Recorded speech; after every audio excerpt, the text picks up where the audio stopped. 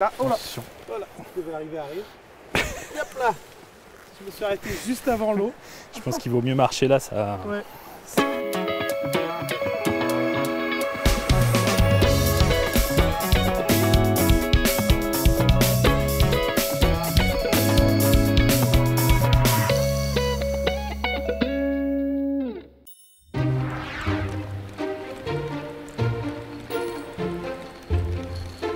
Bonjour Anthony. Bonjour Thibaut. Alors, ici c'est marrant parce qu'on est sur... Enfin, d'habitude les ponts passent sur l'eau, là l'eau passe sur le pont. Effectivement. Donc on est au canal qui franchit la Sauldre, qui permet au canal de Berry de franchir la Sauldre, ici entre Celles-sur-Cher et Châtillon-sur-Cher. Et alors on est entre Celles-sur-Cher et Châtillon-sur-Cher et pourtant le canal passe sur la Sauldre. Effectivement, le canal passe sur la Sauldre, mais le Cher est un tout petit peu plus loin là-bas. D'accord. Et alors donc toi, tu es architecte du patrimoine. C'est ça. Quelle est ta mission ici? Alors l'architecte du patrimoine, c'est donc un architecte qui a une spécialisation qui lui permet d'intervenir sur les monuments historiques et plus largement sur le bâti ancien. Et donc ici, le pont-canal est inscrit monument historique depuis 2009 à la suite d'une étude qui a été menée sur l'ensemble du canal du Berry et qui a amené à l'inscription monument historique de ce pont-canal.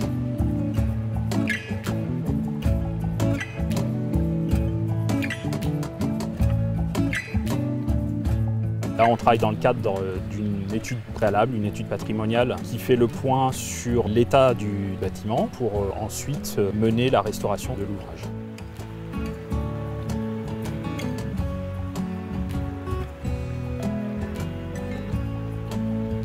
Parce que là, oui, il est plutôt jeune ce pont. Enfin, il est plutôt jeune.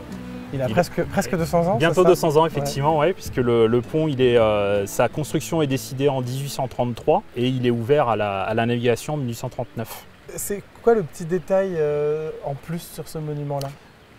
Moi, je trouve que ce qui me plaît le plus ici, c'est le côté spectaculaire dans sa relation au paysage. Quand on prend un peu de recul, on a des points de vue depuis le bord de Sauldre un peu plus loin et on est assez surpris de voir cette masse en pierre comme ça qui vient traverser cet espace qui est très naturel tout autour. Voilà, on a très peu de construction, on est entouré de bois et d'eau, et donc c'est surprenant d'avoir cet ouvrage-là qui vient s'implanter et se poser au milieu du paysage. Je suppose que construire un pont sur un fleuve, c'est pas une chose simple. Alors justement, la particularité notamment de ce pont, c'est qu'il a été construit à sec. Donc la Sauldre ne coulait pas dans son lit actuel. Ah, d'accord, donc là ça c'était pas ici. Voilà, la Sauldre coulait un petit peu plus loin par là. Donc le pont a été construit et ensuite le cours de la Sauldre a été détourné. Et c'est faux ce qu'on voit ici en fait. C'est pas la vraie Sauldre. C'est aménagé, c'est aménagé effectivement. Par exemple, ce qu'on observe là-bas, c'est lié aussi à cette histoire de la construction, puisqu'on a des parties. Les fissures que l'on peut observer là, par exemple, elles sont liées au fait que cette partie en aval du canal a été construite sur l'ancien lit de la Sauldre, avec toutes les limites constructives et toutes les difficultés de fondation que ça peut amener. D'accord. Donc là, on en voit les traces aujourd'hui encore. Exactement. Ce que je te propose, c'est qu'on peut descendre et puis aller voir aussi d'autres observations qu'on a pu faire sur l'analyse de l'état du pont. Donc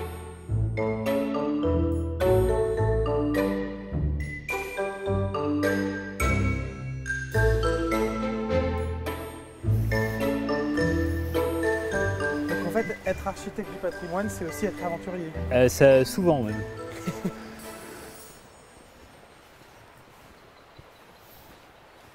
Ah, oh là, voilà, je devais arriver.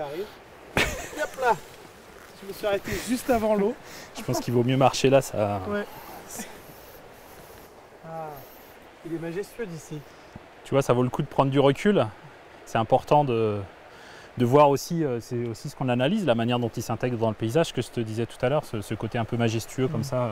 Vraiment planté, c'est ce gros ouvrage en pierre. Et là par exemple on voit une voûte plutôt bétonnée. Dans une démarche de restauration, ça ferait plutôt réapparaître les pierres? Alors ça peut effectivement rentrer dans la démarche qu'on va proposer, revenir effectivement à un état entre guillemets d'origine. Il y a quelque chose qui me frappe ici, c'est à quel point c'est un lieu de vie. Là il y a un poisson qui saute au moment où je dis ça. Il y a le cours d'eau, il y a le canal au-dessus. Et puis on croise pas mal de passants, de voyageurs qui sont là. Nous aussi, effectivement, quand on vient sur place, on croise souvent des locaux qui viennent se promener et qui dans les échanges qu'on a avec eux, sont toujours très attachés à l'endroit, au canal et à ce pont. D'ailleurs, je crois qu'il y a un pique-nique là qui est en train de s'organiser, donc je te propose d'aller voir ce qui se passe. Tu me dis pique-nique, effectivement, on peut y aller. Oui. Ça veut dire qu'il faut reprendre le chemin. Oui, il faut reprendre le chemin en faisant attention à ne pas glisser. Oui, mais du coup, je te laisse passer devant, comme ça, si quelqu'un doit glisser, c'est le premier généralement.